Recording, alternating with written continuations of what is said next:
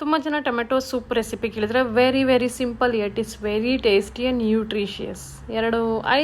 5 ನಿಮಿಷದಲ್ಲಿ ಮಾಡಿ ಮುಗಿಸ್ಕೊಬೋದು. ಏನಿಲ್ಲ, ಒಂದು 3 ಟೊಮೆಟೊನ ಬೇಯಿಸ್ಕೊಳ್ಳಿ, ಸ್ವಲ್ಪ ನೀರು ಹಾಕಿ. ಅದಾದಮೇಲೆ ಬೆಂದ ಮೇಲೆ ತುಂಬ ಓವರ್ ಕುಕ್ ಏನು ಬೇಕಿಲ್ಲ, ಸುಮಾರಾಗಿ ಬೇಯಿಸ್ಕೊಂಡ್ರೂ ಓಕೆ.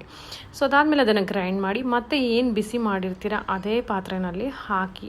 ಏನು ಎಣ್ಣೆ ಹಾಕೋಂಗಿಲ್ಲ, ಏನೂ ಹಾಕೋಂಗಿಲ್ಲ. ಆಮೇಲೆ ಸ್ವಲ್ಪ ಸಾಂಬಾರು ಸೊಪ್ಪು ಹಾಕ್ಬೋದು, ನೀವು ಪಾಲಕ್ ಹಾಕ್ಬೋದು. ನನ್ನ ಹತ್ರ ಯಾವ ಸೊಪ್ಪು ಅವೈಲೇಬಲ್ ಇರಲಿಲ್ಲ, ಓನ್ಲಿ ಸಾಂಬಾರು ಸೊಪ್ಪಿತ್ತು, ಅದಾಗ್ತದೆ. ನೀವು ಯಾವುದಾದ್ರೂ ಸೊಪ್ಪು ಹಾಕ್ಕೊಬೋದು, ಇದಕ್ಕೆ ವೆಜಿಟೇಬಲ್ಸ್ ಹಾಕ್ಕೊಬೋದು, ಏನು ಬೇಕಾದ್ರೂ ಹಾಕ್ಕೊಬೋದು. ಸೊ ಅದಾದಮೇಲೆ ಅದಕ್ಕೆ ಸ್ವಲ್ಪ ಸಾಲ್ಟ್ ಹಾಕಿ, ಸ್ವಲ್ಪ ಚಿಲ್ಲಿ ಫ್ಲೇಕ್ಸ್ ಹಾಕಿ, ಆಮೇಲೆ ಸ್ವಲ್ಪ ಆರೆಗೆನೋ ಹಾಕಿ just bring it to boil. ಅದಕ್ಕೆ ನೀವು ಬೇಕಂದರೆ ಪೆಪ್ಪರೂ ಹಾಕ್ಕೊಬೋದು.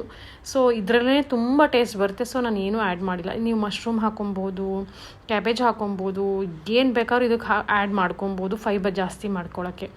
ಸೊ ಅದಾದಮೇಲೆ ಚೆನ್ನಾಗಿ ಕುದಿಸ್ತೆ. ಯೂಶ್ವಲಿ ನಾನು ಏನು ಮಾಡ್ತೀನಿ ಅಂತಂದರೆ ಮುಂದೆ ನೋಡಿ ಐಡಿಯಾ ಗೊತ್ತಾಗುತ್ತೆ. ಸೊ ಸ್ವಲ್ಪ ಉಪ್ಪು ಸರಿಯಾಗಿದೆಯಾ ಅಂತ ಉಪ್ಪೆಲ್ಲ ನೋಡಿದೆ. ಸಖತ್ತಾಗಿರುತ್ತೆ ಟೇಸ್ಟ್, ಹುಳುಳಿಯಾಗಿ ಖಾರವಾಗಿ.